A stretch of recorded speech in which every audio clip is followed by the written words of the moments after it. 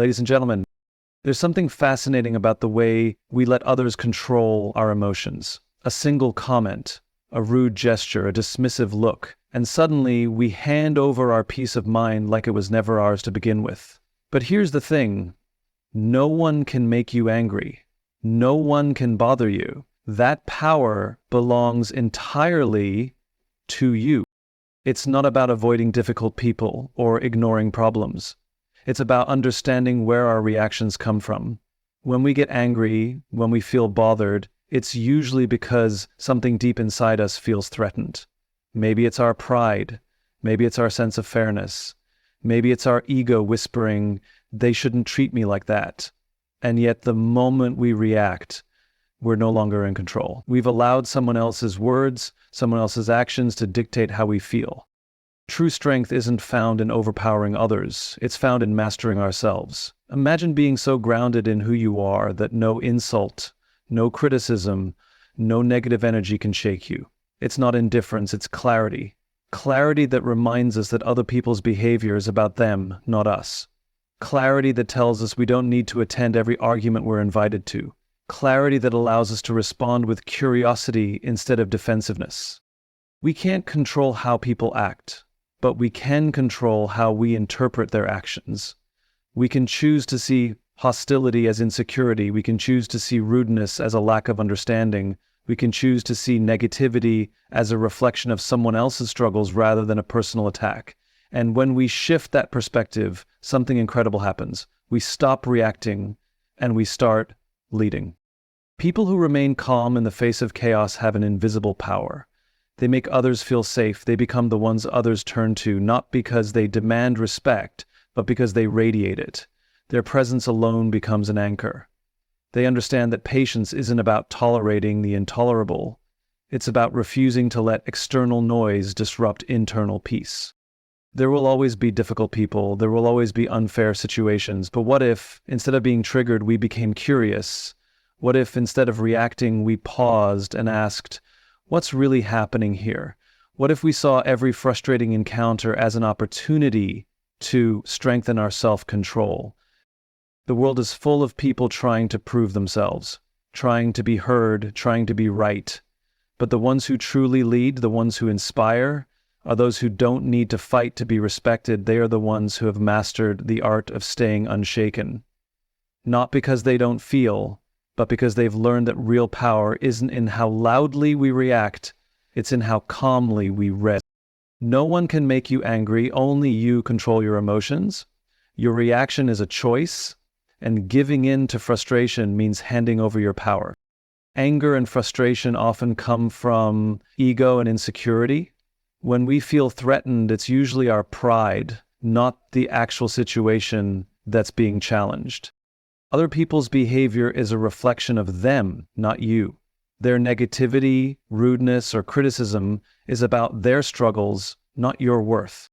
The clarity leads to calmness. When you understand that external chaos doesn't have to disturb your internal peace, you become unshakable. Respond with curiosity instead of defensiveness. Instead of reacting emotionally, pause and ask, what's really happening here? This shifts your perspective from anger to understanding. True strength is staying unshaken. The most respected and influential people are those who remain calm, collected, and in control, because real power is in how you respond, not how you react. When we feel anger rising, it often seems like it's being triggered by something outside ourselves. Someone's harsh words, an unfair situation, or an action that feels unjust.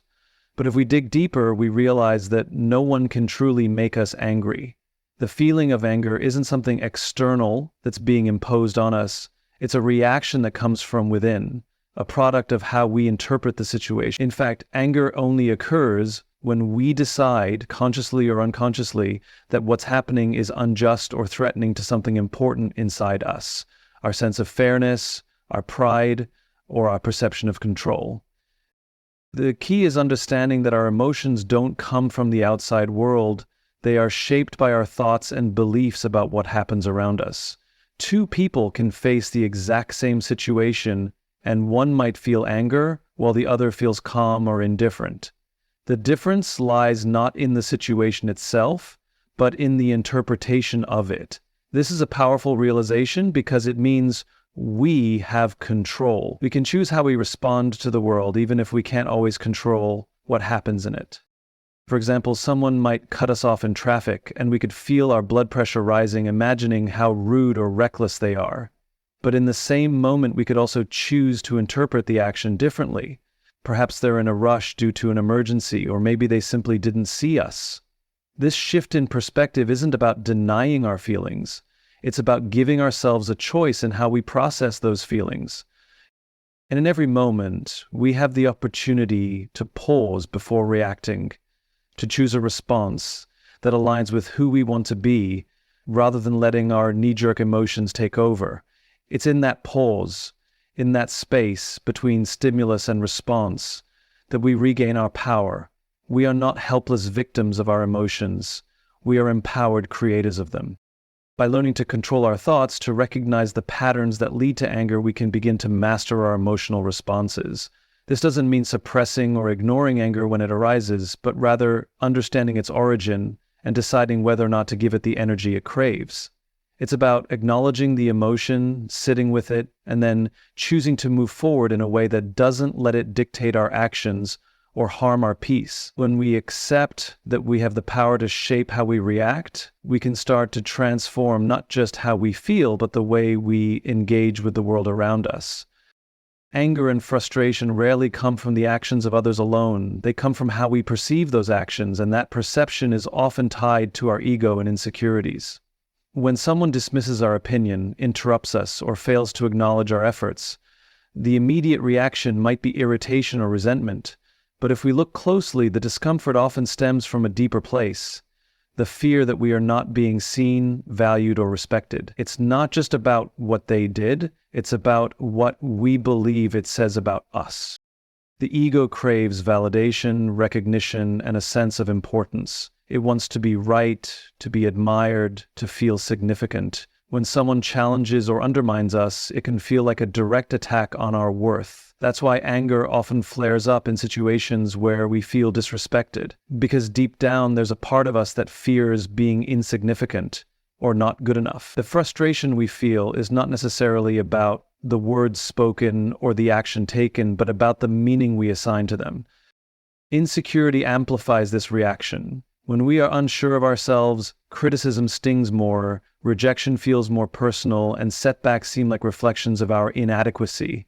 If we were completely confident in our worth and our abilities, most external negativity would roll off us like water off a rock.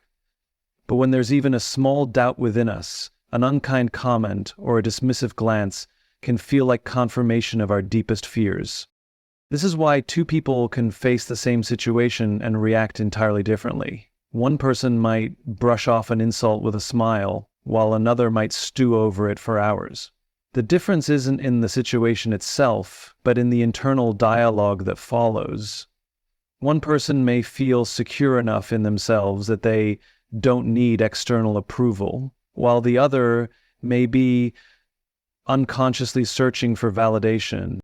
The moment we recognize that anger is often a defense mechanism for our ego and insecurities, we gain the ability to manage it. Instead of reacting immediately, we can pause and ask ourselves, why does this bother me? What am I really defending? More often than not, we'll realize that it's not about the other person at all. It's about something unresolved within us. And when we understand that, we can shift our focus from trying to control how others treat us to strengthening how we see ourselves. The way people behave, how they speak, how they react, how they treat others, is a direct reflection of their own experiences, beliefs, and internal struggles. Yet it's easy to take things personally, to assume that when someone is rude, dismissive, or unkind, it must be about us. But in reality, their actions are shaped by their own world, their own fears, their own unresolved emotions. A person who constantly criticizes others is often dealing with their own insecurities. A person who lashes out in anger may be carrying frustrations that have nothing to do with the present moment. Someone who ignores or belittles you might be struggling with their own sense of inadequacy, trying to mask their own doubts by making others feel small. Their words and actions are a mirror reflecting their inner state, not an assessment of your worth. This understanding shifts everything. It means that when someone is impatient or harsh, it doesn't necessarily mean you've done something wrong. It may simply mean they're having a bad day, dealing with stress, or carrying emotional burdens you know nothing about. The person who cuts you off in traffic, the coworker who snaps at you, the friend who suddenly becomes distant, none of these actions define you. They are expressions of what the other person is going through in that moment. Recognizing this doesn't mean tolerating disrespect or excusing harmful behavior. It means understanding that reacting emotionally to someone else's negativity only gives it more power. It means realizing that you don't have to internalize someone else's frustration, that you don't need to carry their emotional baggage as if it were your own. Instead of absorbing their energy, you can observe it, acknowledge it, and choose not to let it disrupt your own peace. When you stop taking things personally, you become free. You stop seeking validation from people who are too distracted by their own struggles to give it. You stop feeling the need to defend yourself against someone else's unresolved issues. And most importantly, you gain the ability to respond with empathy rather than resentment. Because the truth is, most people are not trying to hurt you. They are simply projecting their own battles onto the world around them. Clarity is the ability to see things as they are without distortion, assumptions, or unnecessary emotional weight. When the mind is clear, it doesn't get swept away by frustration, confusion, or impulsive reactions. It remains steady, grounded, and in control. The more clarity we cultivate, the less room there is for chaos, and from that place of understanding, calmness naturally follows. So much of stress and anger comes from misinterpretation, assuming intent behind someone's words, creating stories about situations that may not even be true, or reacting to our own fears rather than the actual moment. Without clarity, small inconveniences feel like major disruptions. Misunderstandings turn into conflicts, and uncertainty breeds anxiety. But when we take a step back and seek to truly understand before reacting, we regain power over our emotions. Clarity comes from questioning our own assumptions. Instead of immediately jumping to conclusions, we can pause and ask, is this really as bad as it seems? Do I have all the information? Is there another way to look at this? Most of the time, the answers reveal that the situation is not as threatening or frustrating as it first appeared. With that awareness, our emotional response shifts. We become less reactive and more composed. A calm mind isn't one that ignores problems or suppresses emotions. It's one that sees situations for what they are and responds with intention rather than impulse. It recognizes that not every disagreement needs to become an argument. Not every inconvenience needs to disrupt inner peace, and not every external event has to dictate internal stability. Clarity allows us to focus on what truly matters, and when that focus is sharp, distractions, annoyances, and unnecessary negativity lose their grip. The people who seem unshaken by the world aren't necessarily unaffected. They've simply learned how to cut through the noise. They don't waste energy on things that don't serve them, and because of that, they move through life with a quiet confidence. Clarity leads to calmness, and calmness leads to better decisions, healthier relationships, and a deeper sense of peace that can't be easily disturbed. When faced with criticism, disagreement, or an unexpected challenge, the instinctive reaction is often to become defensive. There's a need to protect our perspective, to justify our actions, to prove that we are right. But defensiveness rarely leads to resolution. It fuels conflict, closes off understanding, and puts up walls where bridges could be built. A far more powerful approach is to respond with curiosity, to shift from reacting to exploring, from assuming to asking. Curiosity creates space. Instead of immediately rejecting an opposing viewpoint, it invites us to understand where the other person is coming from. Instead of taking criticism personally, it allows us to see whether there's something valuable to learn. When someone challenges us, rather than seeing it as an attack, we can ask, why do they see it this way? What can I learn from this? Is there something I might be missing? A simple shift from defending to understanding changes the entire dynamic of a conversation. When we're defensive, our focus is on protecting our ego, and that often blinds us to growth. But curiosity removes the tension. It signals to others that we are open, that we are secure enough to explore different perspectives without feeling threatened. It allows us to engage in discussions without turning them into debates, to hear criticism without letting it damage our sense of self, and to navigate difficult situations with a mindset of learning rather than resistance. Curiosity also de-escalates conflict. When someone is angry or frustrated, responding with curiosity rather than defensiveness shifts the tone completely.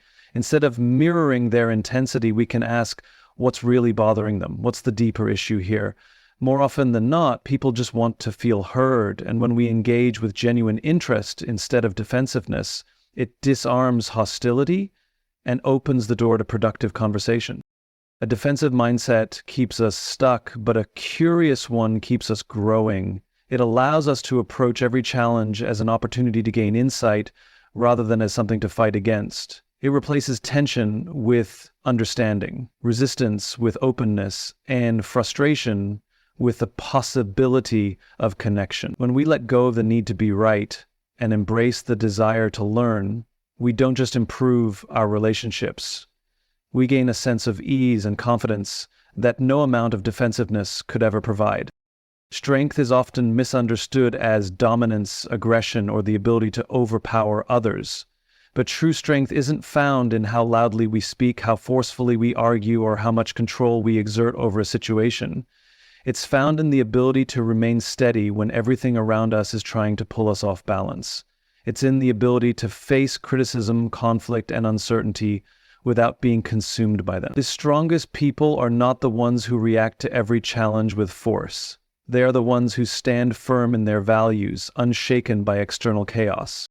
When someone is rude or dismissive, reacting with anger only hands them control over our emotions.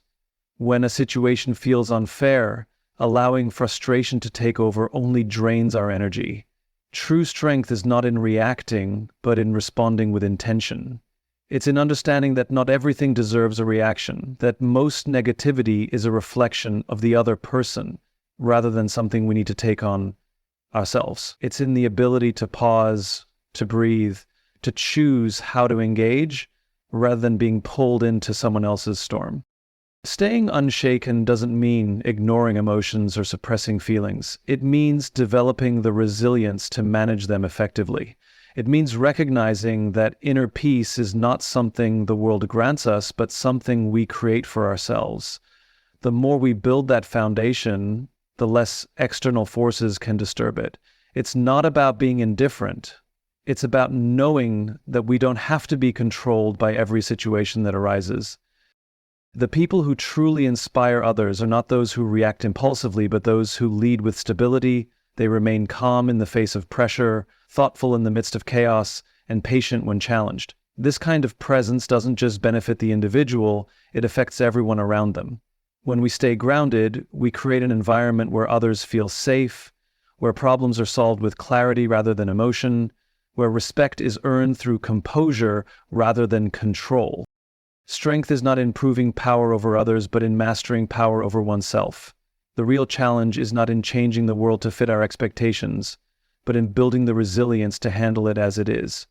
When we develop that kind of inner strength, nothing can shake us, because we no longer rely on external circumstances to determine our peace. The ability to remain calm, unshaken, and in control is not about suppressing emotions or avoiding conflict, it is about mastering our responses. No one has the power to make us angry unless we give it to them. Anger and frustration are often rooted in our own insecurities and ego, and recognizing this allows us to break free from their grip. Other people's behavior is a reflection of them, not us. And when we stop taking things personally, we reclaim our peace. Clarity brings calmness, helping us see situations for what they truly are, rather than through the lens of assumptions and emotions. When we replace defensiveness with curiosity, we shift from reacting to understanding, which leads to stronger relationships and a greater sense of ease. True strength is not about overpowering others, but about remaining steady and intentional in our actions. The real power lies in responding rather than reacting, leading rather than controlling, and standing firm in who we are, no matter what is happening around us.